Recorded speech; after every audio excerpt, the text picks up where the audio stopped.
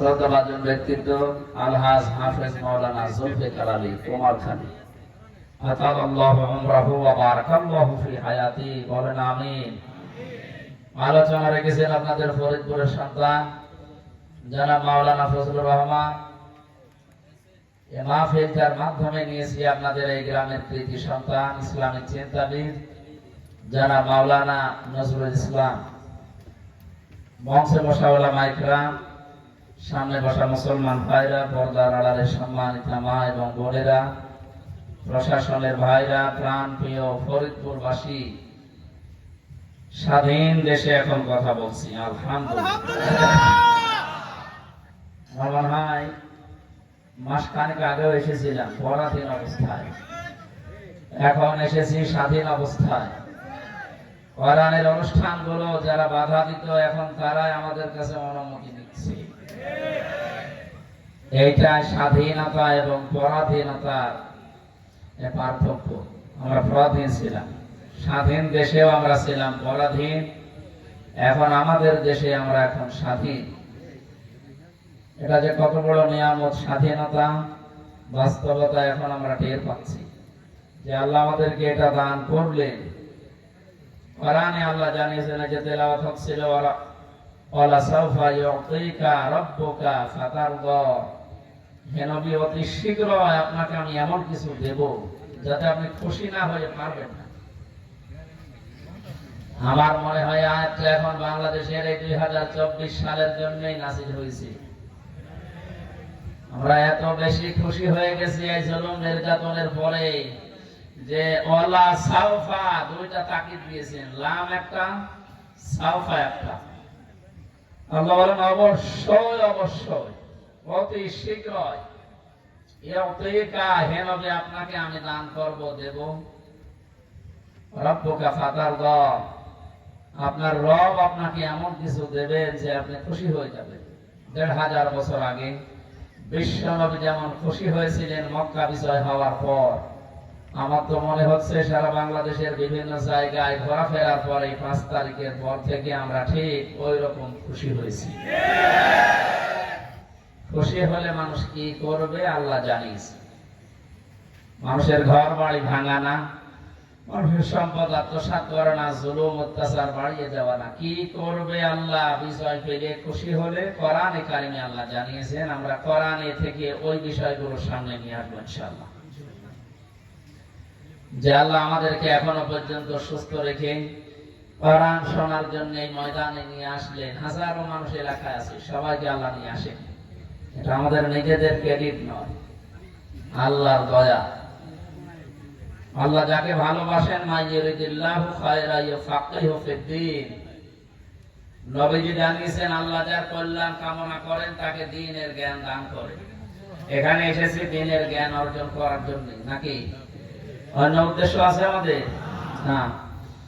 জায়গাটা ভেজা, বিভিন্ন জায়গায় বৃষ্টির পানি এখনো জমে আছে, কাদা, অনেকে বসতে পারছে না ঠান্ডার কারণে দাঁড়িয়ে আছে। তারপরেও কোরআন শোনার জন্য যে আশা আমরা দেখাচ্ছি, যে আকাঙ্ক্ষা, আল্লাহ যেন এটা কবুল করে ওমরের মতো বানিয়ে দেন। এ কোরআনে কারীম হযরত ওমরকে যদি জিরো থেকে হিরো বানাতে পারে, আমরা তো এমনি হিরো, নাকি? আমরা যে হিরো, এই হিরো থাকলে হবে না, আরো উপরে ওঠা লাগবে। লতার কাবন না তবাকন আন তবাক, নবী যে জায়গায় আছেন হবে না, ওখান থেকে উপরে ওঠা লাগবে। সুতরাং দল মত জাতি বর্ণ ধর্ম নির্বিশেষে বাংলাদেশ আমরা সবাই একটা পরিবার। সবাই কি বলেন তো? এই পরিবারকে আজ উপরে উঠতে হবে। ষড়যন্ত্র এখনো থেমে নেই। বিভিন্ন কায়দা কৌশলে চেষ্টা ছিল জালেমেরা, কিন্তু পারে নাই, এখনো পর্যন্ত চালিয়ে যাচ্ছে। আজকে একটা ভিডিও দেখলাম, অনেক হিন্দুরা পর্যন্ত বলছে মন্দিরে যে হামলা হয় আমরা জানি না, অথচ ভারতের টিভিতে প্রচার হয়। সেদিন আরেকটা দেখেছিলাম, জিজ্ঞাসা করছে যে আমার ভাই, আমার বোন, আমার এক আত্মীয় 40 বছরের সাজানো সংসার, সে হিন্দু হওয়ার কারণে এই 5 তারিখের পর সব হারিয়ে ফেলেছে। সাংবাদিক বলছে কোথায়? মেহেরপুরে। কোথায়? পরে জানাবো। যা একটু চাপ দিয়ে বলেছে বলেন তো দেখি সত্যি করে, তখন তেড়ে যাচ্ছে মারার জন্য। তারা এই মানুষগুলো এ দেশের না, এরা এই মেহেরপুরের এই পাশে এই বর্ডার পার হয়ে এসে দেশের মানুষকে কালার করতে মিডিয়ার সামনে দেখাতে চাচ্ছে যে দেশে সংখ্যালঘু নির্যাতন হচ্ছে। বাংলাদেশের অন্তর্বর্তীকালীন সরকারের প্রধান উপদেষ্টা যিনি ডক্টর মোহাম্মদ ইউনূস, উনি ক্ষমতা নেওয়ার পরে যে কথাগুলো বলেছিলেন তার অন্যতম এই সংখ্যালঘু এই ধোয়া তুলে যারা এই দেশকে অস্থিতিশীল করার চেষ্টায় আছে তাদেরকে আমি কড়া বার্তা দিই, ভারতের বুকে মুসলমানেরা সংখ্যালঘু, ওরা যেমন নিরাপদে আছে এই দেশের সংখ্যালঘু ছাড়া ওরাও নিরাপদে থাকবে ওই রকম। আপনি সহ্য করতে পারবেন? মসজিদ ভেঙে দিয়ে মন্দির বানানো হচ্ছে, এই বাংলাদেশে এরকম ইতিহাস নেই, আছে কিন্তু প্রতিবেশী রাষ্ট্রে আছে। নামাজ পড়তে দাঁড়িয়েছে, নামাজের ভেতরে পেছন দিক থেকে লাঠি মারছে, এইটাও দেখলাম। এদেশে পূজা করছে, পূজার এত অবস্থায় কাউকে মেরে ফেলেছে, লাঠি দিচ্ছে, আমরা এটা দেখতে তো পাইনি, কোনোদিন শুনিও নি। আপনারা যা করছেন নিজের দিকে তাকিয়ে ওই না কবতুম ফাআকিবু বিমিসলি মা উকিবতুম বি, এ নবী যে মানুষগুলো অত্যাচার জুলুম নির্যাতন করেছিল আপনি অতটুকু তাদের উপর করতে পারেন। এই 17 বছর যা করেছেন আপনি যে বিবেককে জিজ্ঞাসা করেন, যদি অতটুকু করি আপনি টিকে থাকতে পারবেন? 15 বছর যে জুলুম নির্যাতন সহ্য করলাম আমরা, পুলিশ ছাড়া মাত্র একদিনও আপনি টিকতে পারেন। একটা মানুষের জিকির যে পরিমাণ হয়েছিল, আমার মনে হয় আল্লাহর জিকির যদি আমরা ওই পরিমাণ করতে পারতাম আমরা আল্লাহর ওলি হয়েছে না। একটা মানুষ মারা গেছে, সে যেভাবে মারা যাক, তার জন্য এত আলোচনা হয়। তাদের আলোচনা হলে মানুষের অন্তরে তৃপ্তি লাগে। কাদের? আল্লাযীনা আমানু তাতমাইন্নু কুলুবুহুম বিযিকরিল্লাহ, আলা বিযিকরিল্লাহি তাতমাইন্নুল কুলুব। আল্লাহ বলেন ঈমান যাদের আছে তাদের সামনে আল্লাহর নাম উচ্চারণ হলে, আল্লাহর জিকির করলে মনে শান্তি আসে। আর আমরা দেখি যে পুরা উল্টা, আল্লাহ বাদ দিয়ে মানুষের জিকির করলে মানুষের অন্তরে শান্তি আসে। এ কি মানুষ আছে? আর আয়াতের প্রথম শব্দ ছিল আল্লাযীনা আমানু, যারা ঈমান আনে, তাতমাইন্নু কুলুবুহুম বিযিকরিল্লাহ, তাদের কলব প্রশান্তি লাভ করে, ঠান্ডা হয়ে যায়, শীতল হয়, শান্তি পায় তখন যখন তাদের সামনে আল্লাহর জিকির হয়। তারা যখন আল্লাহর জিকির করে তাদের অন্তর প্রশান্তি লাভ করে। আল্লাহর জিকিরের বাইরে ঈমানদারের জীবনে শান্তি আর আছে নেই। পুরাটা উল্টা দেখলাম, তার মানে তাদের ঈমান নেই। কথা বলে না কেন? কোন ঈমানদার যদি মারা না যায়, বেঈমান মারা যায়, তার জানাজা পড়া জায়েজ আছে? এই কথাটা মনে শক্ত হয়ে গেল। কথার অর্থ বোঝার চেষ্টা করেন। কোন বেঈমান মারা গেলে তার জানাজা দেওয়া, কবরে দেওয়া জায়েজ আছে? না। অনেকে মুখ খুলছে না, কি বিশ্বাস করে না নাকি কি বলে? কোরআনে কারিমে আল্লাহ পাক জানিয়েছেন, ওয়ালা তুসাল্লি আলা আহাদিম মিনহুম মাতা আবাদা ওয়ালা তাকুম আলা কবরি ইন্নাহুম কাফারু বিল্লাহি ওয়া রাসূলিহি ওয়া মাতু ওয়া হুম ফাসিকুন। সূরা তাওবা 10 নম্বর পারা 19 নম্বর পৃষ্ঠার 12 নম্বর লাইনের 84 নম্বর আয়াতে আছে। আমি যত তাফসীর ঘাটাঘাটি করেছি প্রত্যেকটি মুফাসসির আয়াতের ব্যাপারে একমত। হযরতে আব্দুল্লাহ ইবনে মাসউদ, আব্দুল্লাহ ইবনে আব্বাস রাদিয়াল্লাহু তাআলা আনহুমা, দুইজন এত বড় বড় রাইসুল মুফাসসিরিন বলা হয় যাদেরকে, তারা পর্যন্ত আয়াতের ব্যাখ্যা এভাবে লিখেছেন। আল্লাহ পাক বলেন, হে নবী, ওই মানুষগুলোর কবরের পাশে দাঁড়ানো দূরের কথা, জানাজার নামাজ দূরের কথা, ওর কবরের পাশেও আপনি দাঁড়াবেন না।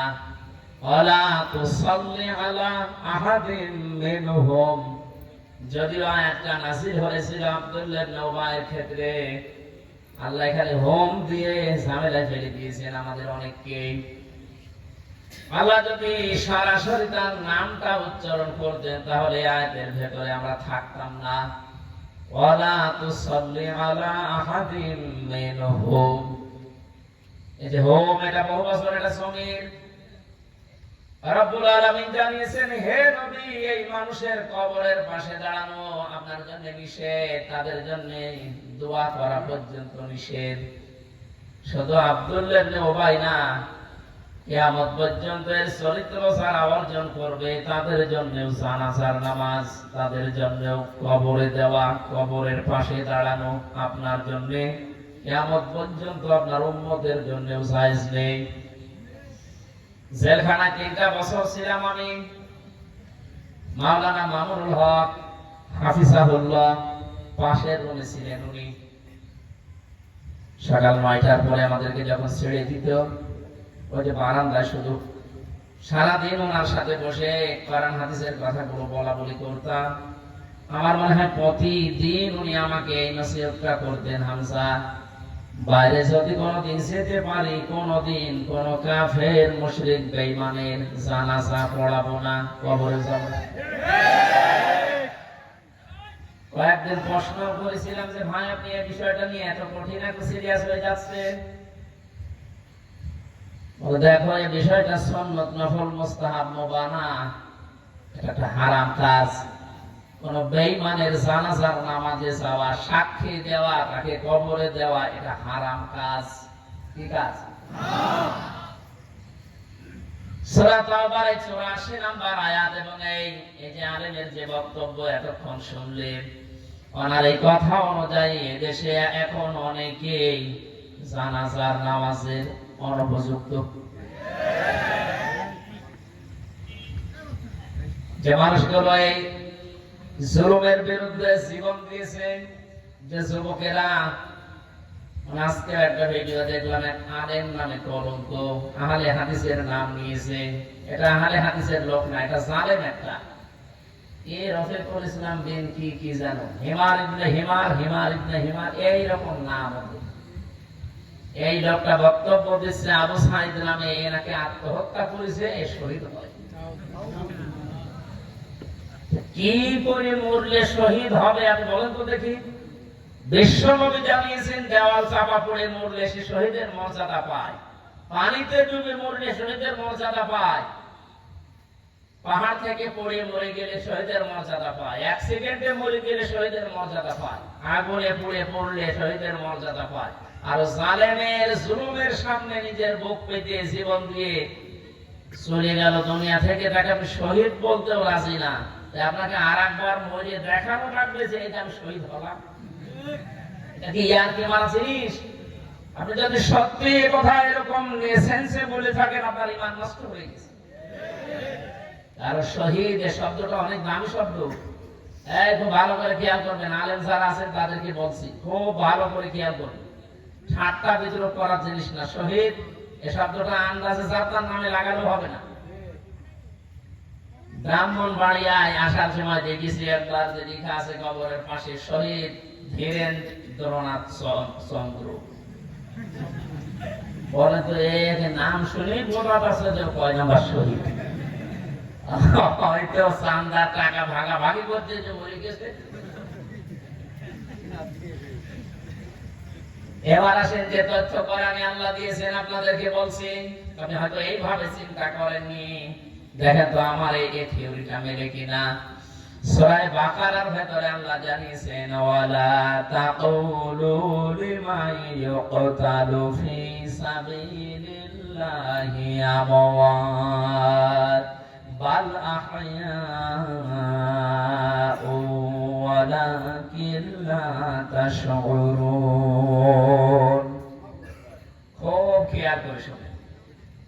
মানুষ কথা বলে যেহেতু মুখ দিয়ে, এজন্য আল্লাহ মুখের উপরে নোটিশ জারি করে দিয়েছেন, হে পৃথিবীর মানুষেরা, এটা বহু বচন, ওয়ালা তাকুলু, কেউ বলবা না। কে বলছে? কেউ বলবা না এই কথা। যে মানুষগুলো আমি আল্লাহর রাস্তায় শহীদ হয়েছে, জীবন দিয়েছে, এদেরকে এমনি তো বলবা না যে এমনি এরা মরে গেছে, না। বাল আহয়াউন, বরং এরা জীবিত। ওয়ালাকিন লা তাশউরুন, কিন্তু তোমরা এটা টের পাও না। তাহলে মুখ দিয়ে কেউ কোনোদিন শহীদদের ব্যাপারে উল্টাপাল্টা কথা বলবেন না। ৭১ সালে দেশ স্বাধীন করার জন্য যারা জীবন দিল তাদেরকে যদি শহীদ বলতে পারেন, ২৪ সালে জালেমদের মোকাবেলা করার জন্য নিজের জীবনটা যারা দিয়ে দিল তাদেরকে শহীদ বলতে আপনার অসুবিধা কোন জায়গায়? একেবারে একটা কথা খণ্ডন করেন তো, যে না এটা মিলছে না। আল্লাহ মুখের উপরে প্রথমে নোটিশ দিয়েছেন ১৪৪ ধারা জারি, মুখের উপরে মুখ দিয়ে বলবি না, কেউ বলবি না যে আমি আল্লাহর জন্য যারা জীবন দিয়েছে এরা শহীদ হয়নি রে, এমনি মারা গেছে, এদেরকে মৃত বলা যাবে না। কেন মৃত বলা যাবে না? কারণ এরা জীবিত। জীবিত কেমন করে? সূরা আলে ইমরান ৪ নম্বর পারার ১১ নম্বর পৃষ্ঠার ৯ নম্বর লাইনে আছে, মানুষের মুখ দিয়ে কথা বলার পরে আর একটা ধারণা করার জায়গা আছে মানুষের, সেটার নাম অন্তর। ধারণা করে কি দিয়ে? বলেন বলেন। মানুষের অন্তরে যেন ধারণাও না আসে, আল্লাহ এই জন্য অন্তরের উপর নোটিশ দিয়েছেন, ওয়ালা তাহসাবান্নাল্লাযীনা কুতিলু ফী সাবিলিল্লাহি আমওয়াতা বাল আহইয়াউন ইনদা রাব্বিহিম ইউরযাকুন। আল্লাহ পাক বলেন, হে পৃথিবীর মানুষেরা, কেউ কোনদিন ধারণাও করবা না অন্তর দিয়ে যে আমি আল্লাহর জন্য যারা শহীদ হয়েছে এদের মরে গেছি। তাই বলবো না, বলা তো যাবে না, ধারণাও করা যাবে না। কেন? বালা কয়াউন, বরং তারা জীবিত, ইনদা রাব্বিহিম ইউরযাকুন, এবং তারা তাদের রবের কাছে রিজিক পাচ্ছে। আমি প্রশ্ন করি আপনাদেরকে, মানুষ ঘুমিয়ে থাকলে খাওয়া লাগে? কথা বলে না কেন? জীবিত থাকলে, জেগে থাকলে খাওয়া লাগে। সুতরাং যারা শহীদ হয় এরা ঘুমায় না, এ মানুষগুলো মারাও যায় না, এরা একটা জায়গা থেকে আর এক জায়গায় স্থানান্তরিত হয়, জায়গা পরিবর্তন করে আর এক জায়গায় চলে গেছে। এই মানুষগুলো জীবিত আছে, জিন্দা আছে, এবং শুধু জীবিত না, আল্লাহ নিজে তাদেরকে খাওয়াচ্ছে। শহীদ আল্লামা দেলাওয়ার হোসাইন সাইদি রহমাতুল্লাহ আলাইহি, কেউ যদি বলেন মারা গেছে, না, উনি মারা যায়নি, ওনাকে মেরে ফেলা হয়েছে।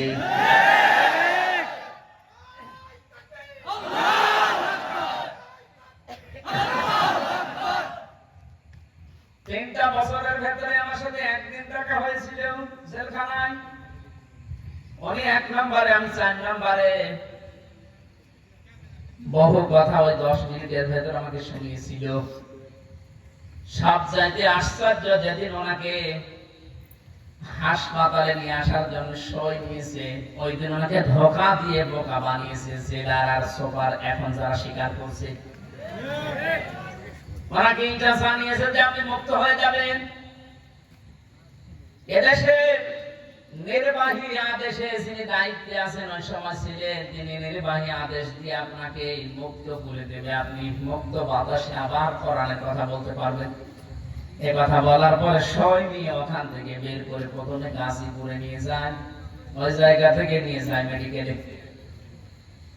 ওখানে যাবার পর গাড়ি থেকে নামার সময় যে হাসিটা দেখেছিলেন আপনারা, আমরা তো জানি না, পরের দিন শুনলাম মারা গেছে। এখন ভিডিওতে দেখতে পাচ্ছি যে হাসিটা উনি দিয়েছিলেন, ওনার বিশ্বাস ছিল আমি আবার মুক্ত জীবনে কোরআনের কথা বলতে পারবো।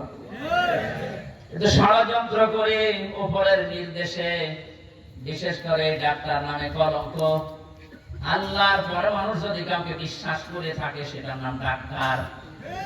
আর এই কলাঙ্গার ডাক্তার মোস্তফা জামান, এখন আরো 2 জন আছে, এরা ভেতরে নিয়ে ইনজেকশন পুশ করে লোকটাকে দুনিয়া থেকে শহীদ করে দিল। ওরা যদি অসুস্থ হবে, আপনি বাস্তবতা টের পান না। কোন মানুষকে ওইভাবে অসুস্থ অবস্থায় হাসতে কোনদিন আপনি দেখেছেন? সুতরাং ওই মারা গিয়েছে কখনো না, আমি বিশ্বাসও করি না, কোনদিন বলিও না। উনি শাহাদাতের মর্যাদা পেয়েছেন কারণ সারা জীবন ওনার মোনাজাত ছিল আল্লাহুম্মা ইন্নী আসআলুকা শাহাদাতান ফি সাবিলিক। হে আল্লাহ, আমার সাধারণ ভাবে মরণ দিও না, মরণ দিলে তুমি শাহাদাতের মরণ দিও। বহু মানুষকে হাসপাতালে আমি এক জেলখানার গেট দিয়ে বের হয়ে যেতে দেখেছি, সেলের ভেতরেই হয়তো মারা গেছে, কিন্তু নিয়েছে প্রচার করে যে উনি মারা গেছে চিকিৎসাধীন অবস্থায়, অথচ জেলের ভেতরে মরে যায় অনেকে। এখানে আমার প্রতিদিনের তাহাজ্জুদের নামাজের দোয়া এইটাই ছিল, আল্লাহ তুমি আমাকে এইভাবে সাধারণ মরণ দিও না। আল্লাহুম্মা ইন্নী আসআলুকা শাহাদাতান ফি সাবিলিক ওয়াজআল মাউতি ফি বালাদি রাসূলিক। হযরত ওমর এই দোয়া করতেন।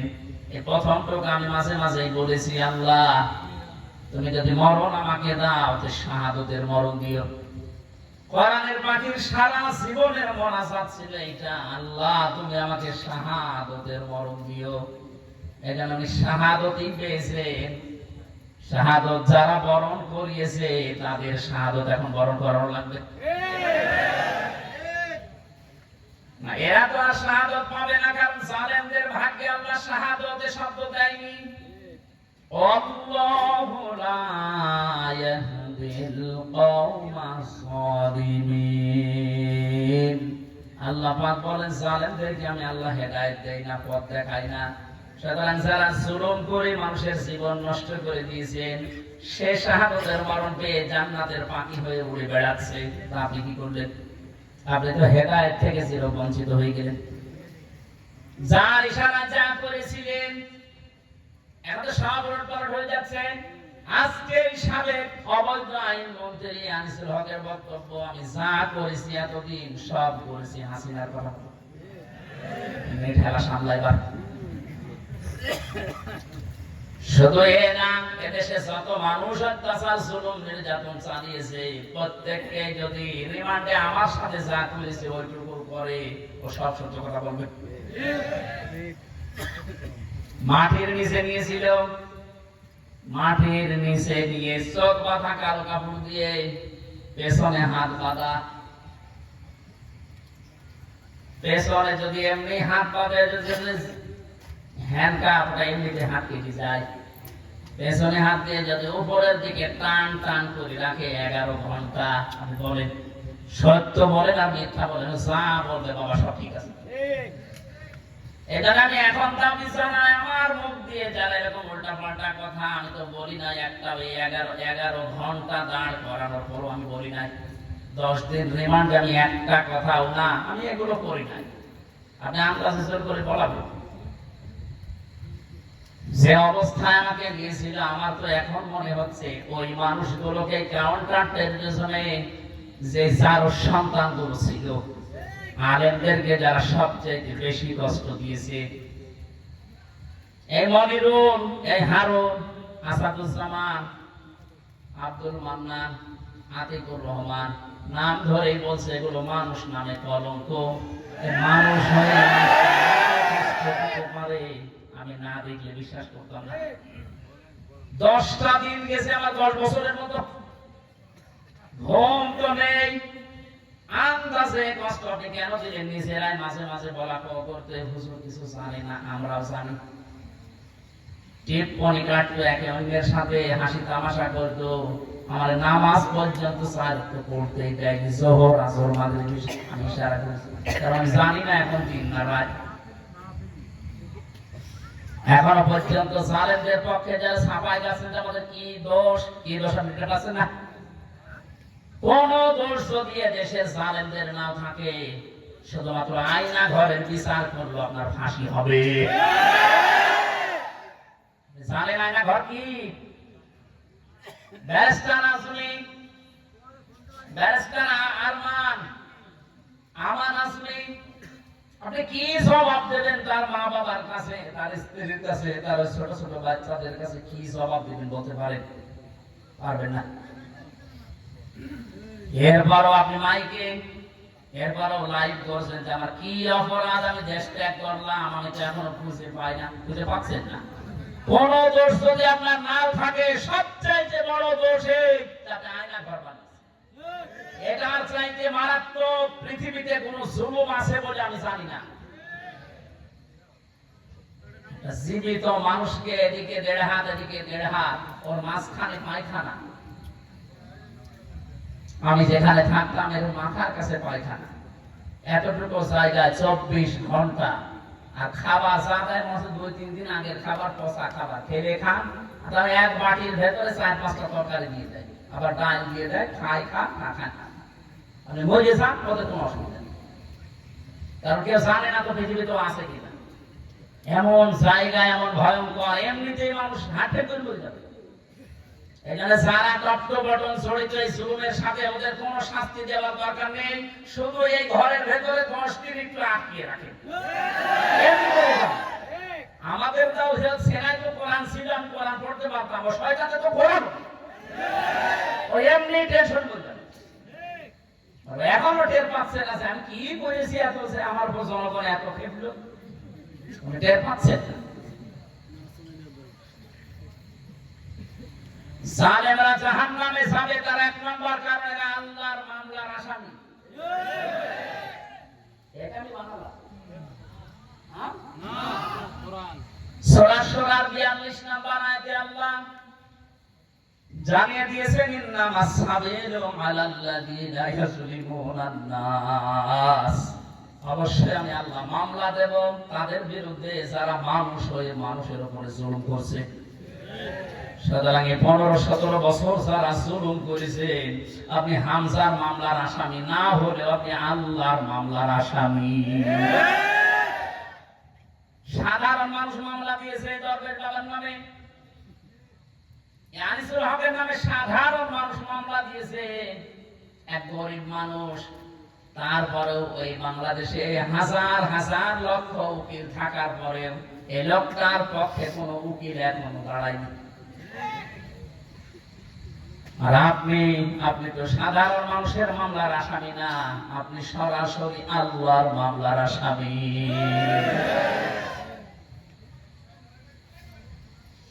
এটা আমাদের সাবধান হওয়া দরকার, এখান থেকে শিক্ষা নিতে হবে। আমরা যেন আবার আল্লাহর মামলার আসামি হয়ে না যাই। এদের জন্য হেদায়েত কামনা করলে হেদায়েত হবে না, কারণ কোরআন নিষেধ করেছে, আল্লাহু লা ইয়াহদিল কওমাজ যালিমিন। ইয়াহদি এটা মুজারে, বর্তমান ভবিষ্যৎ, প্রেজেন্ট ফিউচার। জালেমদেরকে আল্লাহ হেদায়েত দিচ্ছে না, দেবেও না। এখন যদি আল্লাহ জালেমদের হেদায়েত দেয়, তাহলে কোরআন শরীফ মিথ্যা হয়ে যাবে না? এজন্য তো কপাল খারাপ, এর সাথে যারা জড়িত ছিল তাদের কপাল খারাপ।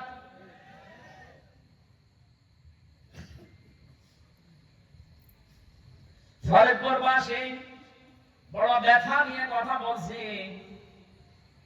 এই জালেমদের জুলুমের কারণে আমার ছোট মেয়েটা আজ পর্যন্ত আমার চিনে না, আমার কাছে আসতে চায় না, ভয় পায়।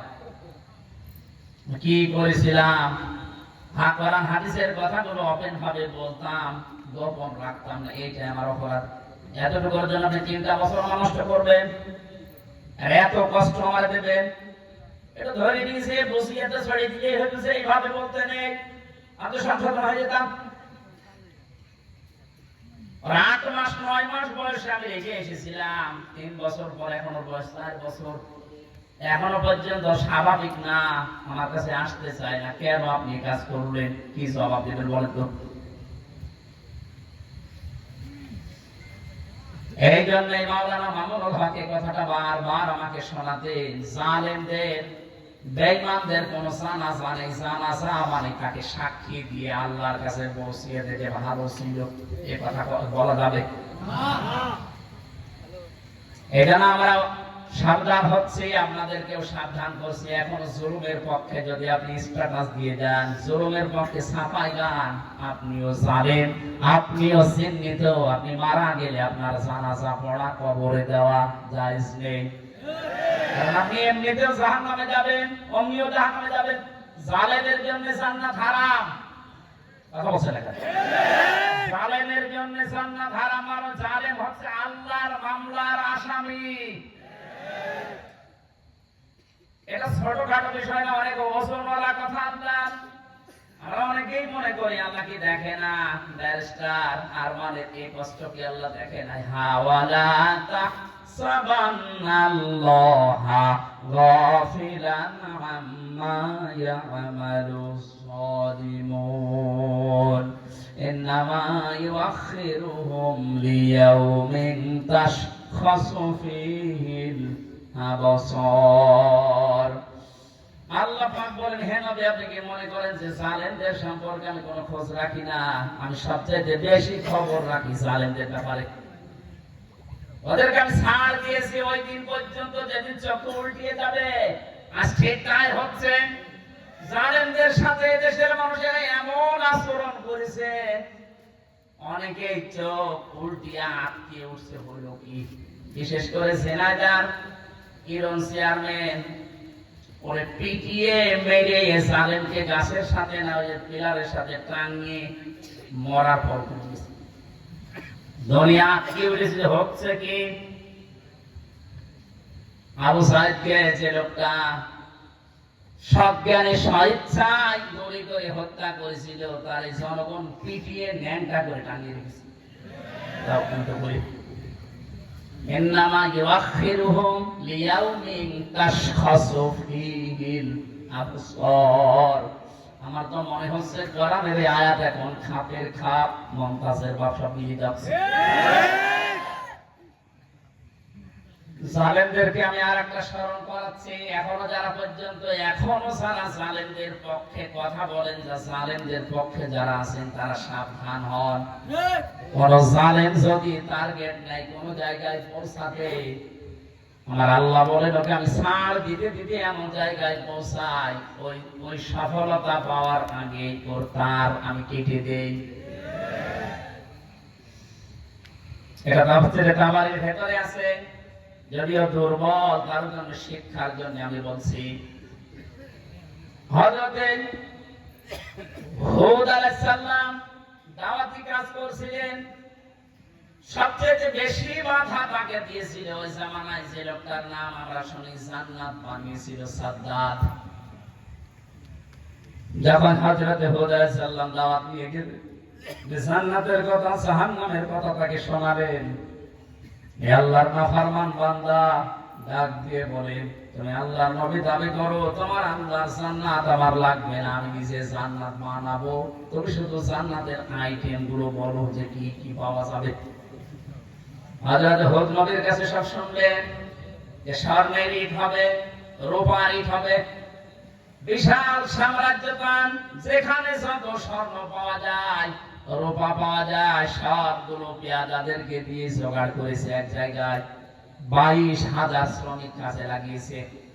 20 বছর ধরে ধরে জান্নাত মনের মতো করে বানাচ্ছে।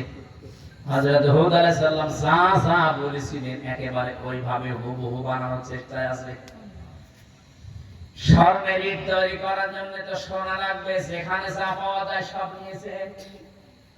মুফাসসির লিখেছেন, আল্লাহর এক বান্দি বিধবা, বিয়ে হওয়ার পরে স্বামী মারা গেছে, মা বাবা নেই, এতিম। এই মেয়েটার স্বর্ণ ধরে যখন টান দিয়েছে, মেয়েটা তখন মাটিতে গড়াগড়ি দিয়ে কান্নাকাটি করেছিল, যে আল্লাহ, আমি একেবারে নিঃস্ব মানুষ, আমার স্বামী নেই, মা বাবা নেই, আমার শেষ সম্বলটুকু কেড়ে নিয়ে যে জালেম তার স্বপ্ন পূরণ করার জন্য ইচ্ছা পোষণ করেছে, তার এই স্বপ্নের জান্নাতে তুমি তাকে পৌঁছাতে দিও না। এই দোয়াটা করেছিল ওই বিধবা, ওই মুসলিম মহিলা। আল্লাহ রাব্বুল আলামিন বলেন, পৃথিবীতে 3 জনের দোয়া সঙ্গে সঙ্গে কবুল হয়ে যায়, কোনো পর্দা থাকে না, তার ভিতরে একজন মাজলুম। এ যদি সত্যি মন থেকে কিছু বলে, আল্লাহ পাক ওটা সঙ্গে সঙ্গে আরশে তুলে নেয়। এটার প্রমাণ হারুন। আমি রিমান্ডে থাকাকালীন জেলখানায় ছিলাম প্রথম 2 মাস, ওই ছোট হুজুরের সাথে যে রফিক করেছিলাম মাদানি। আমার রাতের বেলা কেঁদে কেঁদে বলতো, রিমান্ডে নিয়ে আমার ওই যে ঢাকার হাতের জেল, রাত 12:30 1টার দিকে ওখানে নিয়ে গিয়ে সম্পূর্ণ উলঙ্গ করে আমার ছবি তুলে হাতের ভেতর সিগারেট লাগিয়ে বলতো, খান, আমরা ছবি তুলবো, এইটা ছেড়ে দিয়ে জনগণকে জানাবো যে হুজুরের হুজুরের। আজকে দেখলাম বলছিল আমি ওই দিনই আল্লাহর কাছে ওই মজলুম অবস্থায় আকাশের দিকে তাকিয়ে দোয়া করেছিলাম, মাবুদ জীবনে যদি কিছুই তোমার দরবারে ভালো না লাগে, কবুল না হয়, আজকের যে দৃশ্য আমার শরীরে এক টুকরা পোশাক নেই, তুমি দেখতে পাচ্ছ। আমি একটা যুবক মানুষ, আমার অনেকে মনে করে ছোট মানুষ, মিসকিন মানুষ না, ওর বয়স এখন 27-30 বছর। কারণ ওই সময় ছিল 27 রাজবেল খানা 3 বছর, 30 বছর বয়স। 30 বছর বয়সের মানুষ কি ছোট? কথা বলেন। দোয়া করেছিলাম, মাবুদ তুমি আমার এই দোয়াটা কবুল করো, মজলুম অবস্থায় তুমি তো মোনাজাত ফেরত দাও না। এই হারুন, এই টিভি হারুনের কারণে আজ আমার এই অবস্থা। ও নাকি অর্ডার দিয়ে দিয়ে আমার এটা করাচ্ছে। জিজ্ঞাসা করেছে যে অফিসার করেছিল, স্যার আপনি সত্যি করে বলেন তো, আমার যে হাল করলেন এ না যে হাল অবস্থা, হারুন স্যার কি জানে? ওরা হাসি দিয়ে বলেছে, হারুন স্যার জানে মানে ওই করাচ্ছে। সঙ্গে সঙ্গে ওই সময় দোয়া করেছিলাম, মাবুদ তুমি ওকেও আমার মতো এরকম কিছু দেখায়ও। দেখিয়েছেন আল্লাহ। জনগণের সামনে আমার আল্লাহ এই পৃথিবীতে দেখিয়ে দিয়েছে, এইভাবে লজ্জা স্থান মানুষকে দেখাচ্ছে এই শয়তান। আমার একজন দেখিয়ে বসে, হুজুর এই দেখেন কারবার। আমি নাউজুবিল্লাহ আস্তাগফিরুল্লাহ কি ও কয়েকদিন পরে স্ট্যাটাস দিয়েছে, আমি বাইরে যেতে পারি না, বাইরে গেলে মানুষ বলে 3 ইঞ্চি। এই একটা অপমান।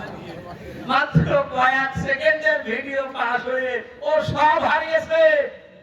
ওর কয়েক সেকেন্ড না, সারা জীবন যেদিন আল্লাহ পাস করবে, এ জালেমের সেদিন কোনো উপায় থাকবে? টাকলা মোরাদের মাত্র 6 মিনিট 8 সেকেন্ডে, এ কি ওর নাম? মাহিনা কি নাম? এই মহিলার সাথে একটা অডিও রেকর্ড ফাঁস হয়েছিল মাত্র 6 মিনিট 8 সেকেন্ডে। ও সব গেছে। আমার তো মনে হয় জালেমদের দলে যারা ছিল এই দেশে, ওদের সহযোগী যারা, এদের হাজার হাজার ভিডিও অডিও রেকর্ড জমা হয়ে আছে। সাংবাদিক ইলিয়াস এখন মাঝে মাঝে ছাড়ছে। আল্লাহ তার ফেরেশতাদের দিয়ে যেটা রেকর্ড করে লিখেছে অডিও ভিডিও, কিয়ামতের ময়দানে কোটি কোটি মানুষের সামনে গুলো আল্লাহ ছাড়বে। 30 সেকেন্ডের ভিডিও যদি 3 ইঞ্চি নাম শোনো, এই 50 বছরের ভিডিও আল্লাহ যদি ছেড়ে দেবে, পুরাটা মুখ দেখাতে পারবো না। শেষ পর্যন্ত এই মহিলার দোয়া আল্লাহ এমন ভাবে কবুল করেছিলেন, জান্নাত বানানো কমপ্লিট। শেষ করার পরে ডাক দিয়েছেন, এত সিকিউরিটি দিয়ে সাজিয়েছে, একটা পিপিলিকা পর্যন্ত প্রবেশ করার কোনো কায়দা নেই। জান্নাতের গেটে যাবার পরে দেখে একজন ফকির বসে আছে। ফকির ডাক দিয়ে বলে, বাদশাহ আমার সাথে কিছু কথা বলা লাগবে আপনার। রেগে বলছে, তুমি কে? এখানে আসলে কি করে? এখানে তো কোনো মানুষ আসার অনুমতি নেই, কথা যদি বলাই লাগে পরে বলবো, আমি আগে জান্নাত দেখে আসি। ফকির ডাক দিয়ে কানের কাছে মুখ নিয়ে বলছে, বাদশাহ আমি কিন্তু দুনিয়ার সাধারণ ফকির না, আমি আজরাইল। মাথাটা একটু কাত কর, ঘোড়া থেকে আমি কথাটা বলে চলে যাব। কানের কাছে মুখ নিয়ে বলছে, আমি এসেছি তোমার জান কবজ করার জন্য, রেডি হও। ওই সময় বলেছিল, ফেরেশতা একটু সময় দাও, আমি শুধু জান্নাতটা ঘুরে এখানে আসার পরে আমার জানটা নিয়ে নিও। ফেরেশতা ওই সময় বলেছে, কখনোই না। ইদা জা আজালুহুম লা ইস্তাখিরুনা সাআতান ওয়া লা ইস্তাকদিমুন। আল্লাহ পাক বলেন, এই পৃথিবীতে যখন যার সময় এসে যাবে, 1 সেকেন্ড আগেও তার মরণ হবে না, 1 সেকেন্ড পরেও মরণ হবে না। নির্ধারিত সময় লোকটাকে আল্লাহ বিদায় দিয়ে দেবে। এরপরেও ঘোড়ার পা থেকে জান্নাত পর্যন্ত পৌঁছাতে ও সর্বাত্মক চেষ্টা চালিয়েছিল। আল্লাহর ফেরেশতা ঘোড়া থেকে পা জান্নাতের যে বানানো জান্নাতুল চৌকাঠ পর্যন্ত স্পর্শ করার আগেই জান কবজ করে ফেলেছে। মুফাসসিরে আয়াত তাফসীর করতে গিয়ে তিনি কয়েকটা কারণ দিয়েছেন কেন জান্নাতে প্রবেশ করতে পারলো না ওর বানানো। 1 নম্বরে আমি প্রায় এখানে 26টা কারণ পড়েছিলাম, সবগুলো আমার মনেও নেই, কয়েকটা বলছি। প্রথম নম্বরে কারণ হচ্ছে ওই যে মুসলিম মহিলা যার শেষ সম্বলটুকু কেড়ে জালেম তার স্বপ্ন পূরণ করার জন্য চেষ্টা করেছিল, ওই মহিলার দোয়া আল্লাহ কবুল করে নিয়েছিলেন। রব্বুল আলামিন আমার শেষ সম্বলটুকু যে কেড়ে দিল, ওই জালেম যেন তার বানানো স্বপ্নে প্রবেশ করতে না পারে। আজও হাজার হাজার আবু সাইদ মুগ্ধ, আবু রায়হান সহ কত মানুষের মার বাবা রাতের বেলা চোখের পানি ছেড়ে দিয়ে দোয়া করেছে, আল্লাহ আমার বুকটা যে খালি করে দিল, তাকে তুমি জমিনে জায়গা দিও না। নবীজির কথা 100% সত্য কিনা বলেন তো? ওই যে বলেছিলেন মুসলিমের দোয়া আল্লাহ ফেরত দেয় না, আবু সাইদের মায়ের দোয়া আল্লাহ ফেরত দিয়েছে। বাংলার জমিনে আল্লাহ জায়গা দেয়নি, 1 ইঞ্চি জায়গা তার জন্য এখন আর বৈধ না। যত মামলা এখন শুরু হয়েছে, এভাবে যদি চলতে থাকে 8-10 দিন, আশ্রয় যেখানে নিয়েছে, যারা সুশীল সমাজ আছে দাবি করছে, ওরা বলছে ওই দেশেও তার আর জায়গা দেবে না, ওখান থেকেও বিদায় দিতে বাধ্য হবে।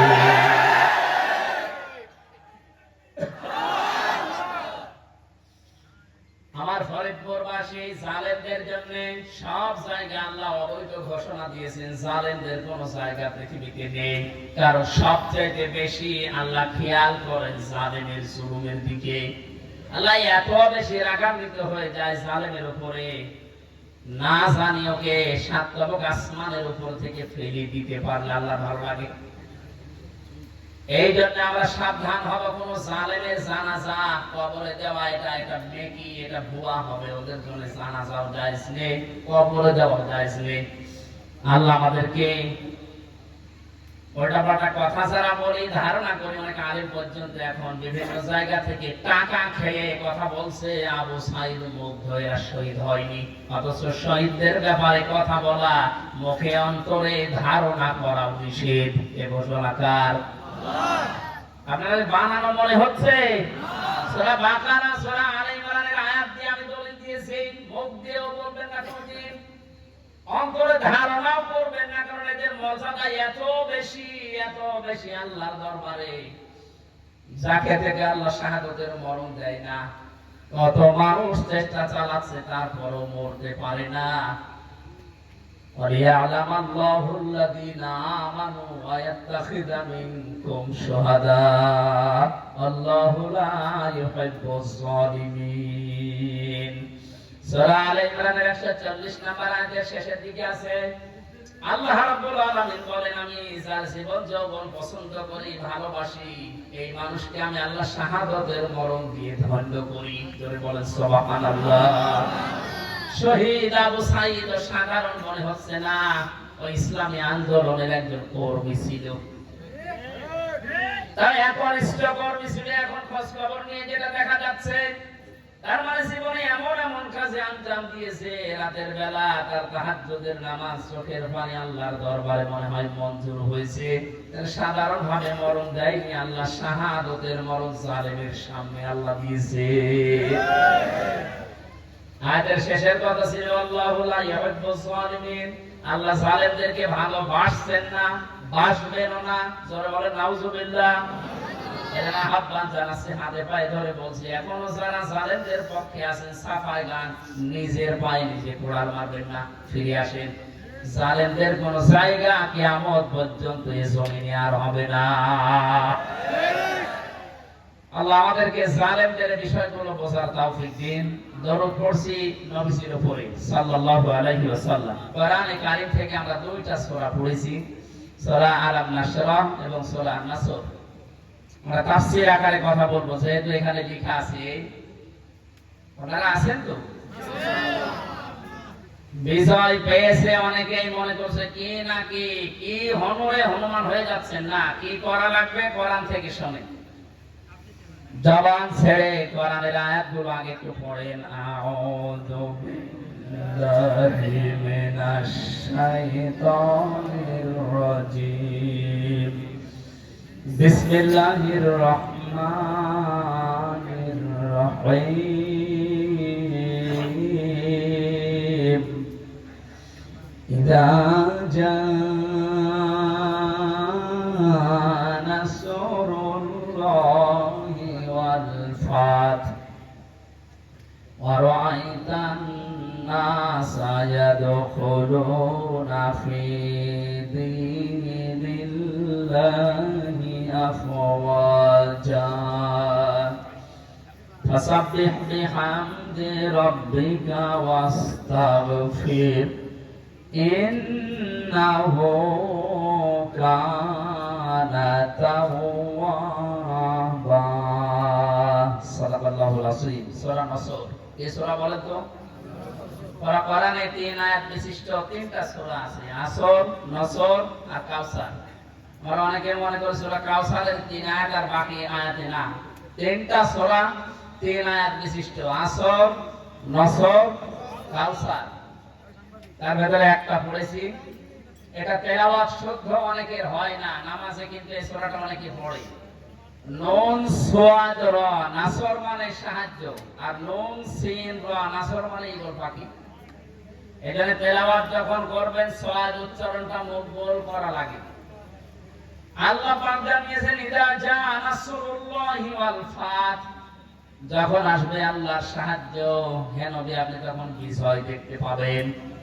15 বছর বহু মুসলিম দোয়া করেছে, জেলখানায় এখনো পর্যন্ত বহু মুসলিম পড়ে আছে। বিশেষ করে মাওলানা জসিমউদ্দিন রহমানী সহ হাজারো আলেম এখনো পর্যন্ত জেলখানায় আছে। এই জালেমের জুলুমে জীবনটা তাদের শেষ হয়ে গেছে। কোরআনের এই অনুষ্ঠান থেকে এই মাজলুমদের মুক্তির দাবি করছি, বলেন আমিন। মাজলুমের পক্ষে যেহেতু আমার আল্লাহ আছেন, ইব্রাহিম নবী মুসলিম থাকার কারণে যারা তার পক্ষে ছিল তাদেরই দাম আল্লাহ বাড়িয়ে দিয়েছিলেন। একটা ব্যাঙের প্রসাব পর্যন্ত আল্লাহ পাক বানিয়ে দিয়েছেন হযরত ইব্রাহিমের পক্ষে থাকার কারণে। আজ হাজার হাজার মুসলিম মানুষের যে বিডিআর, আমি 900-র উপরে বিডিআর পেয়েছিলাম। আমার উপর তলায় যারা থাকতো অধিকাংশ বিডিআর মামলা কিচ্ছু জানে না, 14 বছর সে খাটিছে। বিশেষ করে মুন্সিগঞ্জের কয়েকজন আর পঞ্চগড়ের এক মুরব্বী, এত ভালো মানুষ আমার জীবনে জেলখানায় আমি পাইনি। ওরা কোরআন শরীফ মাথায় নিয়ে, হাতে নিয়ে, বুকে নিয়ে বলতো হুজুর আমি কিচ্ছু জানি না, আর 1 বছর পরে রিটায়ার্ড হয়ে যাব, শান্তিতে আছি। কি জানো কি হয়ে গেল আমার, এই যে বেকার ঘুরে 14 বছর আটকে দিয়েছি। এখন যে দায়িত্বে আছেন স্বরাষ্ট্র উপদেষ্টার দায়িত্ব পেয়েছেন জাহাঙ্গীর আলম, এই লোকটা কিন্তু ওই বিষয়গুলো সব তার নখদর্পণে আছে। এবার জালেমরা টের পাবে। ধোঁকা দিয়ে, বোকা বানিয়ে, মানুষের চোখে ধুলো দিয়ে বহু চিটারি বাটপারি করেছেন, এখন আর ছাড় নেই। আমরা এখান থেকে আহ্বান জানাচ্ছি, যারা দায়িত্বে আছেন বিচার ব্যবস্থায়, বিচার বিভাগে, খুব তাড়াতাড়ি এই বিডিআর মামলা যারা আছে, বিনা কারণে যারা বছরের পর 14 বছর জেলখানায় আছে, কিছু জানে না, ওদেরকে আমার মনে হয় শাস্তি দিলেও খুব বেশি হলো 7 বছর দেওয়া যেত। ওরা বলতো হুজুর আমরা যদি অপরাধ করিও থাকি, বিদ্রোহ করে থাকি, আমাদের 7 বছর জেল হয়, অথচ বিনা কারণে 14 বছর আমি জেলে। এত বড় জুলুম আর সহ্য করা হবে না। যারা দায়িত্বে আছেন আহ্বান জানাই, বাংলার লক্ষ লক্ষ তাওহীদি জনতা নিয়ে এই নিরপরাধ মানুষদেরকে বিনা বিচারে, বিনা হিসাবে ছেড়ে দেওয়া লাগবে। কোন অপরাধ নেই, যে একজনের রাগের ফসল এগুলো, প্রতিহিংসার ফসল। এই মানুষগুলো সত্যি ভালো মানুষ আমার দৃষ্টিতে আমি যা দেখেছিলাম, এদের জীবন চরিত্র, নামাজ, রোজা এবং আল্লাহর যে ঈমান, আল্লাহর প্রতি তাদের এই কথাগুলো বাস্তবে আমি দেখে এসেছি। এই কারণে বলছি, যারা বিডিআর হত্যা মামলার নাম নিয়ে, পিলখানার নাম নিয়ে এই নিরপরাধ মানুষকে অপরাধ করে থাকলে আপনি প্রমাণ পেলে তার বিচার করেন, কিন্তু নিরপরাধ যারা বিচার হওয়ার পরও যারা মাত্র 7 বছর জেল হওয়ার কথা, 14 বছর কোন কারণে একটা মানুষের মুখ রাখতে গিয়ে আপনি তার জেলখানা রাখবেন? এখানে দায়িত্বে যারা আছেন এই বিচার ব্যবস্থা একটু তাড়াতাড়ি কাজ করে তাদের ছেড়ে দেওয়া হোক। অন্তত জীবনের শেষ কয়েকটা দিন স্ত্রী পুত্র সন্তান আদি নিয়ে দুনিয়া একটু কাটিয়ে যাক। পঞ্চগড়ের এই মুরব্বীটা, কি নাম যেন, আব্দুল মতিন না কি নাম, এরকম বহু মানুষকে দেখেছিলাম। ওদের দুঃখ কষ্ট আল্লাহর আরশ পর্যন্ত গিয়ে যাওয়ার কথা। আল্লাহ এমনি এমনি তো জালেমকে বিদায় দেয়নি। বহু মানুষের এ শব্দ কি আছে, বহু মানুষের চোখের পানি, বুক ফাটা পানি, হাজারো মানুষের এগুলো জমা হয়ে আছে। আল্লাহ একবার সব ছেড়ে দিয়েছে।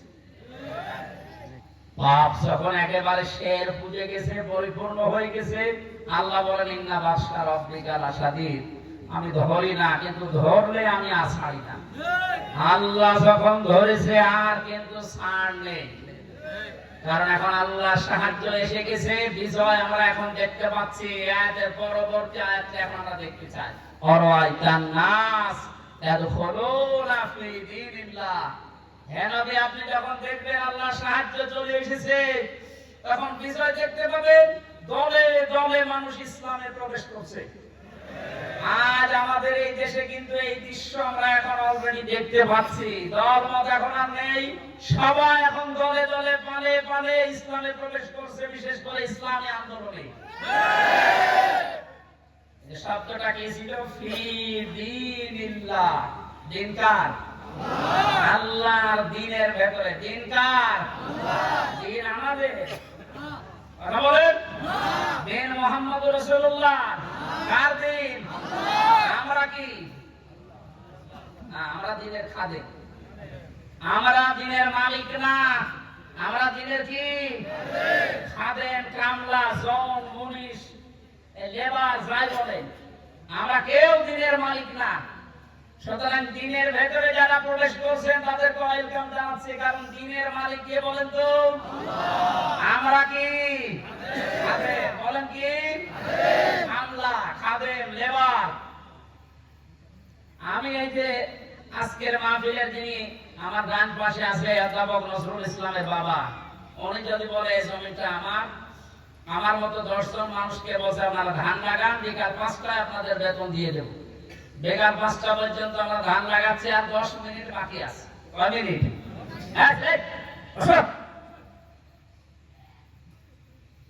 10 মিনিট পরে বিকালে আমাদের বেতন দিয়ে দেবে।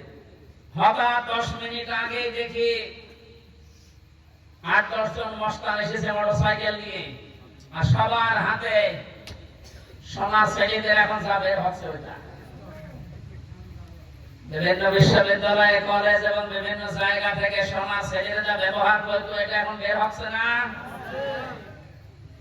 দিনাজপুরের হাজে দানিশ কলেজ থেকে কয়েকদিন আগে পেয়েছে, আজকে পেয়েছে ইসলামী বিশ্ববিদ্যালয় কুষ্টিয়া থেকে। সোনার ছেলেরা কলম ব্যবহার করতো 1.5 হাত। এইরকম কলম নিয়ে 8-10 জন মস্তান মোটরসাইকেল এসে ধান আর লাগানো যাবে না, ধান এখন আমরা তুলে ফেলবো। এখন জমির মালিক তো উনি নেই, আমরা 8-10 জন যারা ধান লাগিয়েছি, কামলা, খাদেম, আমরা যদি বলি ভাই আপনারা ধান তুলবেন তোলেন, কিন্তু আর 10 মিনিট পরে তোলেন, কারণ আমরা বেতন নিয়ে নিই। 10 মিনিট না হলে উনি বেতন দেবে না, কারণ জমিনও আমাদের না, ধানও আমাদের না। আপনারা তুলে ফেলবেন, আমরা সহযোগিতা চলবো, কিন্তু 10 মিনিট পর। কথা বলে না, এই 10 মিনিটের আগে যদি আপনারা মাস্তানি করেন, তর্কাতর্কি হবে, কথা কাটাকাটি হবে, রক্তপাত হতে পারে, এমনকি যদি মেরে ফেলা লাগে মেরেও ফেলবো, কারণ আমার বেতন দরকার। এই কথার সাথে আপনারা একমত আছেন না? সহজ ভাবে যেভাবে বুঝলেন যে হ্যাঁ এটা ঠিক, আমার বেতন লাগবে, বিকাল 5টা মানে জীবনের শেষ দিন। কথা বলে না কেন? এই জমিন কার? দিন কার? আমরা কি? আমরা ধান লাগাতে আছি, এই জমিনে দিন প্রতিষ্ঠার জন্য জান মাল বাজি রেখে মাথার ঘাম পায়ে ফেলে চেষ্টা চালিয়ে যাচ্ছি কি করে দিন কায়েম করা যায়। এখন বিকাল 5টা মানে জীবনের শেষ দিন। এদিন আসার আগে যদি কেউ বাধা দিতে আসে, তর্কাতর্কি হবে, কথা কাটাকাটি হবে, রক্তপাত হবে। এই 17 বছর যা হচ্ছে, এখনো যদি বাধা আসে, যদি মেরে ফেলা লাগে, মেরে ফেলতে আমাদের কোনো বাধা নেই, কারণ আমার বেতন দরকার, আর আমার বেতনের নাম জান্নাত। এক কথা বলেন, দেশে যারা সত্যি দিন কায়েমের বিরুদ্ধে অবস্থান নিয়েছে, তার ভেতরে 1 নম্বরে আমার মনে হয় এই অবৈধ বিচারপতি নামে যেটা মানি, নাম নিতেও আমার ঘৃণা হয়। মানুষ নামে একটা যার সন্তান, কে বলেছে ওটার মানুষ? ও কথা বললে ইসলামের বিরুদ্ধে বলে।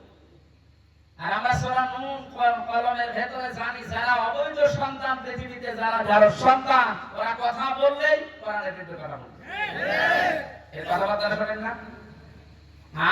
টাটকা কিছু শয়তান আছে, আমরা কিন্তু বিকাল 5টা পর্যন্ত এই জমিনে ধান লাগাবো, বাধা দিতে আসলে কিন্তু এখন আর কথা কাটাকাটি না, কর কাতর কিনা, রক্তপাত না, এখন বিদায় করে দেব। আমার বেতন এখনো পাইনি, বলেন বেতন পেয়ে গেলে আমার অসুবিধা নেই, দিন জমিনে কায়েম করতেই হবে, এটা ফরজ না, এটা চেষ্টা করা ফরজ। চেষ্টা করে যাব, হলে ভালো, না হলো আমার কোনো লস নেই, আমার বেতন আছে। এখন এতক্ষণ তো কামলাদের কথা বললাম, লেবারের কথা। যিনি মালিক বসে আছে উনি যদি এসে দেখে যে সব ধান তুলে ফেললো, উনি কিছু বলছে না, তার মানে উনি দুর্বল। এই কারণে মনে মনে চিন্তা করবেন যে হয়তো এখন কিছু বলছে না, পেছনে ওনার কোন উদ্দেশ্য আছে। যেই দিন ধরবে গোপনে, বাপ বলার সময় দেবে না। জমিনে আজ 53 বছর চেষ্টা চালিয়েছে অনেকে, আল্লাহর খাদেমেরা, আল্লাহর গোলামেরা, কিন্তু বাঁচে না। আল্লাহর সৃষ্টির ভেতরে যারা অবৈধ সৃষ্টি, তারা চেষ্টা চালিয়ে চালিয়ে নস্বাত করে দিচ্ছে বারবার। আমার কুষ্টিয়ার এক গাদ্দার আছে, ওর নাম নিতে আমি ঘৃণা করে, যেন নাম নেই না। কথা বললে দেখবেন ইসলামী আন্দোলনের বিরুদ্ধে কথা বলে, কথা বললে একামতের দিনের যারা দায়িত্বে আছে এদের বিরুদ্ধে কথা বলে, ওর কোনো কথা নেই। অথচ ও যদি আমার সাথে ভরে দাঁড়ায়, মনে হয় দরবার খয়রাতি নৌকা নিয়ে পাশ করেছিল কয়েকবার, ধরাকে সরা জ্ঞান করে, এখন করে তর্ক খুঁজে পাচ্ছে না। আমার মনে হয় যে অবস্থা কুষ্টিয়ারও, ওরা যদি জনগণ পায় কুকুরের মতো পিটিয়ে বেঁধে।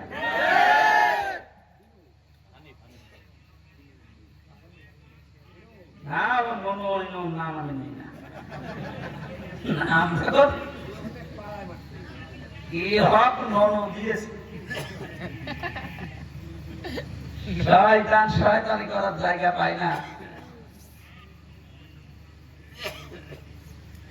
আর একজন বরিশালের আছে, এবার আর একটা শয়তান, কি মনন না কি নাম, মনন না মেনন। মাত্র 4 দিন আগে এদের স্বাধীন হওয়ার, এই 5 তারিখে স্বাধীন হলো না, 4 দিন আগে শয়তান গুলো উঠে পড়ে লেগেছিল একটা জনগণের সেন্টিমেন্ট অন্যদিকে নজর ঘুরিয়ে দিতেছে, এই দেশের ইসলামপন্থী যারা, তাদেরকে নিষিদ্ধ করে দাও। আল্লাহ চিরতরে ওদের নিষিদ্ধ করে দিয়েছে। যুগে যুগে যারা জালেম আসবে, তারা যেন শিক্ষা নেয়। ফেরাউনকে আল্লাহ এমনি সটকি দিয়ে রাখে না, আল্লাহ বলেন ওকে সটকি দিয়ে রাখলাম এই কারণে, যুগে যুগে যারা স্বৈরাচার আসবে, তারা যেন লাশ দেখে শিক্ষা নেয়। সুতরাং আজও যারা জালেম, তাদের অবস্থান এই 5 তারিখের পর থেকে যা হয়েছে, এখনো যদি আপনার পরিবর্তন না আসে, শিক্ষা না নেন, আমার মনে হয় আজরাইল আসার আগে আপনারা পরিবর্তন নেই। সুতরাং আমাদের মালিক ছিলেন, উনি তো জমির মালিক ছিলেন, আমাদের এই জমিদার মালিক কে বলেন তো? এখনো আছে না নেই? আমরা তো কামলাদেরই এই অবস্থা, খাদেমদের এই অবস্থা। যিনি মালিক আছেন উনি কিন্তু দেখছে যে 53 বছরে আমার জমিনে দিন কায়েম হতে দিল না কারা। হয়তো উনি সরাসরি কিছু বলছে না, গোপনে যেদিন ধরবে না, বাপ বলারও সময় পাবেন না। দাড়ি কেটে পালাতে গিয়ে পালাতে পারে না, এতে কত বড় শয়তান। আমি তো মাঝে মাঝে ওর দিকে এখন তাকিয়ে বলছি, আল্লাহ এই শয়তান আমি তো দেখিনি, যদি দেখতাম নমরের দিকে মনে করে শয়তান যদি দেখতাম এরকম হতো। নাম নিয়ে যাবো দরবেশ বাবা, দরবেশে যদি এই হয়, ওগুলো চরিত্র কত খারাপ আপনি বলেন, দরবেশে যদি এই করে। দাড়ি কাটার পরে চিহ্ন দেখে মনে হচ্ছে যে একটা নমো না, কে যেন ডিম মেরেছে, ডিম না, ওরা আরো কিছু মারা দরকার, ডিম ওই জায়গায় না, বিভিন্ন জায়গায় ডিম দেওয়া দরকার। ওই শয়তানরা আমরা যখন আলেমদেরকে, বিশেষ করে মাওলানা মামুনুল হক, মাওলানা সাকাওয়াত হোসেন রাসি, আমির হামজা, এই রফিকুল ইসলাম মাদানী, হারুন ইসলাম, এই আলেমদেরকে যখন এই দড়ি বেঁধে, মাথায় দড়ি দিত, হাতে হ্যান্ডকাপ দিত, পায়ে ডান্ডা বেড়ি দিত, এগুলো দিয়ে যখন আদালতে তুলতো, ওরা ওই পাশ থেকে টিপ্পনি কাট, ঠিকই হচ্ছে, এখন ডিম খাও, আমরা এখন বলবো যে ঠিকই হচ্ছে।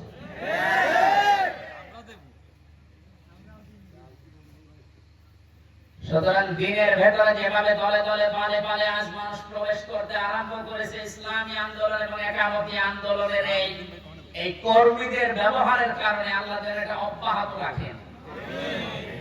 আর আইতান নাস, আপনি দেখতে পাবেন ইয়াদখুলুনা ফি দীনিল্লাহ, মানুষ প্রবেশ করছে। ইয়াদখুলুনা এটা মুসারে, বর্তমান ভবিষ্যৎ, প্রেজেন্ট ফিউচার। এখন প্রবেশ করবে, দলে দলে সামনেও প্রবেশ করবে ইনশাআল্লাহ। এটা যদি প্রবেশ করে করে এই 20% এখন আছে ইসলামী সেন্টিমেন্টের মানুষ, এই 5 তারিখ থেকে আজকের এই দিন পর্যন্ত 35% অলরেডি হয়ে গেছে। যেদিন 51% হয়ে যাবে সেই দিন এই দেশে ইসলাম কায়েম, কেউ ঠেকাতে পারবে না। এটা শোনার পরে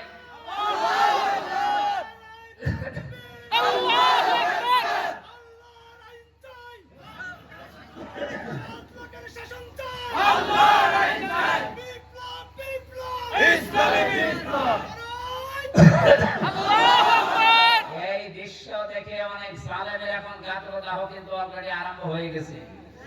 ওরা দলে দলে ষড়যন্ত্র করছে না অন্য কেউ আসুক, ইসলাম যেন এই দেশে না আসে। কিন্তু বাংলার জনগণ যেভাবে জুলুমের শিকার হয়েছিল, এরা কিন্তু অলরেডি বুঝে ফেলেছে যে ইসলাম ছাড়া মুক্তির আর কোন পথ আমাদের নেই। ইসলামের হাতে যদি দেশটা তুলে দেওয়া যায়, যার যে অধিকার আছে, ধর্মের লোক হোক, তার অধিকার সে ফিরে পাবে। এক কথা বলেন না কেন? অতীতের ইতিহাসগুলো আমরা পড়েছি, দেখেছি, এইটাই পেয়েছি, এটা আমরা সামনেও দেখতে চাই। কারণ এই 53 বছর বিভিন্ন মানুষ এই দেশটা চালিয়েছে, আমরা দেখলাম। কথা বলেন না কেন? বাবা চালিয়েছিল, স্বামী চালিয়েছে, কারো কারো চাচাও চালিয়েছে, বউ চালিয়েছিল, ভাবি চালিয়েছিল। এখন শুধু দেখতে বাকি আছে যে এই কোরআন দিয়ে দেশ চললে কেমন দেখা যায়।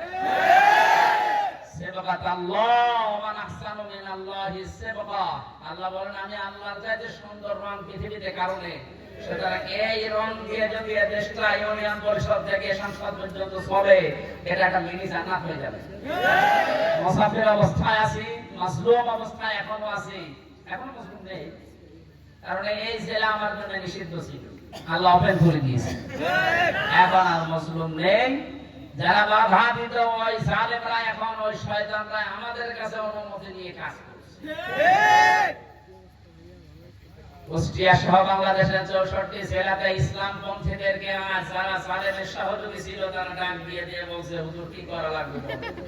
কেন 2 দিন আগে যে উল্টাপাল্টা কথা বলতে আল্লাহর ভোগ ধরতো, এইটাও আমি পেয়েছি, অথচ মুসলমান। আমি কয়েকজনের নাম বললে বলতে পারতাম, আমার মামলা আছে আয়ু এরকের বাড়ি মাদারি করে, আসলে তো মাদারি। এই শয়তানটা আল্লাহ ভোগ ধরতো। আল্লাহর এই কাজ করা ঠিক হয়? পরিমাণ আছে? ও মরে গেলে ও জানাজা কিসের, ওর কবরে কিসের, ওর পুড়িয়ে ফেলা লাগবে। ওর নাম মিজানুর রহমান, তাতে কি? নাম তো সুন্দর নাম নিয়েছে, অথচ কাজ পুরো উল্টা। আমি আমারটা বলছি কারণ আমারটা আমি ভালো জানি। আমার ধরার পরে আমার বাবার কাছে বলে 10 লাখ টাকা দেন, নাইতে মামলা দেবো 50টা। মনে মামলাও মানাবে। কি বিচার চলছিল দেখেন তো। আর প্রতিদিন টিভির সামনে শয়তান বসে বসে বলতো, আমি তো ন্যায় বিচার কায়েম করছি। কিসের ন্যায় বিচার? মানে একটা ঠুনকো মামলা, মানে মুরগি চুরিও না, মুন্ডও চুরিও না। মুরগি চুরি করলে সর্বোচ্চ 3 মাস এর হয়। কয় মাস? আর আমার এই ঠুনকো মামলা দিয়ে সিএমএম কোর্ট, জজ কোর্ট, হাই কোর্ট সহ 30 বার মামলা তোলে, 33 বার মামলা তোলে। না, জামিন নেই, ওপরওয়ালা নিষেধ, মনে হচ্ছে আল্লাহ নিষেধ। হাই কোর্টের একটা বিচারপতি যদি বলে আমার কিচ্ছু করার নেই, তোর চেয়ারে বসার জন্য ভ্যান চালানো ভালো না, এরকম অবস্থায় বানিয়ে রেখেছিল প্রত্যেকটি জায়গায়। সব মুখ খুলছে। অবৈধ আইনমন্ত্রী যেমন পেছনে দিন দেওয়ার কারণে মুখ খুলে ফেলেছে যে আমি কিচ্ছু করি না, সব হাসিনা করতে বলেছি, সব এরা মুখ খুলবে। আইনা ঘরের দিনে দায়িত্ব ছিল এই শয়তানটা জিয়াউল হাসান, এর এখন জায়গায় রাখা দরকার। ওর বউ, ছেলে, মেয়ে, স্ত্রী, পুত্র সব আলাদা রেখে, ব্যারিস্টার আরমানকে তো 8 বছর রেখেছিল, ওরা 8 দিন রেখে রেখে এমনি পাগল হয়ে যাবে। আর ও বলে আমি কি করেছি যে আমার এত কষ্ট দিচ্ছি, কি করেছি তুমি টের পাচ্ছ না? তুমি শুধু ফরিদপুরের এই 4 রাস্তার মোড়ে আসো, কি করেছি তোমার দেখাচ্ছি।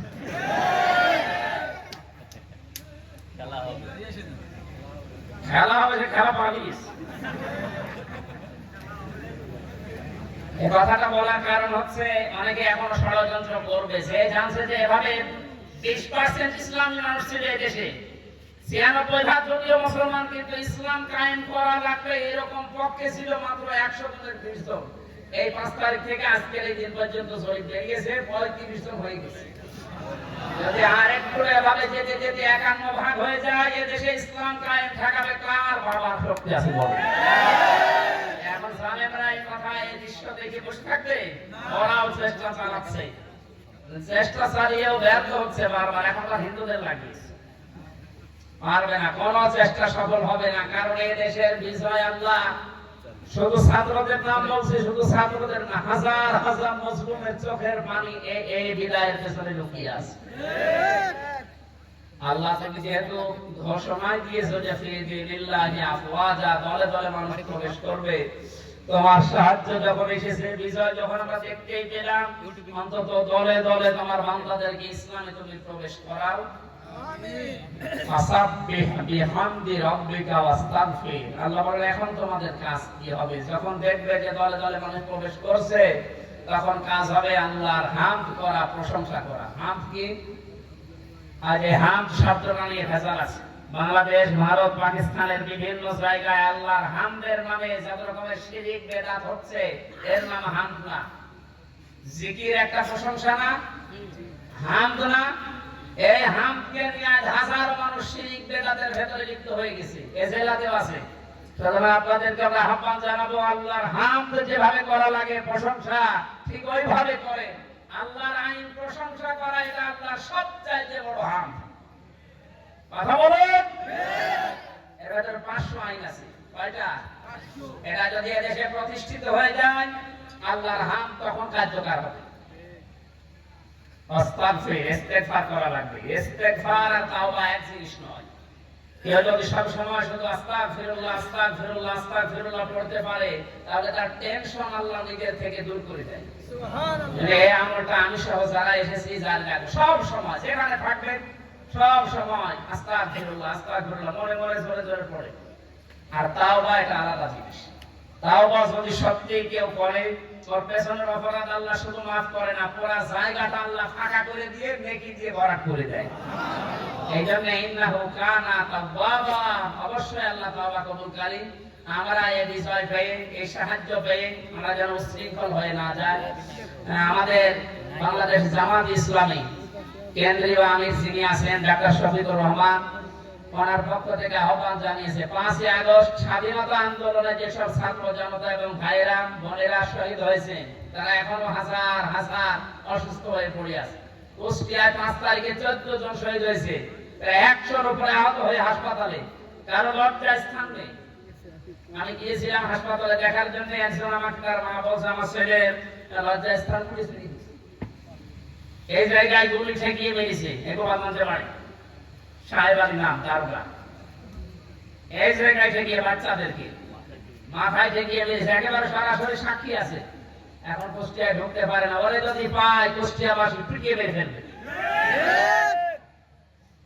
একটা লোককে দেখতে গেলাম হাসপাতালে, সে বলছে আমার সামনে সাহেব আলী দারোগা আমার ছেলেকে একেবারে এই জায়গায় ঠেকিয়ে দিয়েছে, মারা গেছে। একটা ছেলে ছিল, তার মা মারা গেছে এমনিতে, একে লোকটা পাগলের মতো হয়ে গেছে।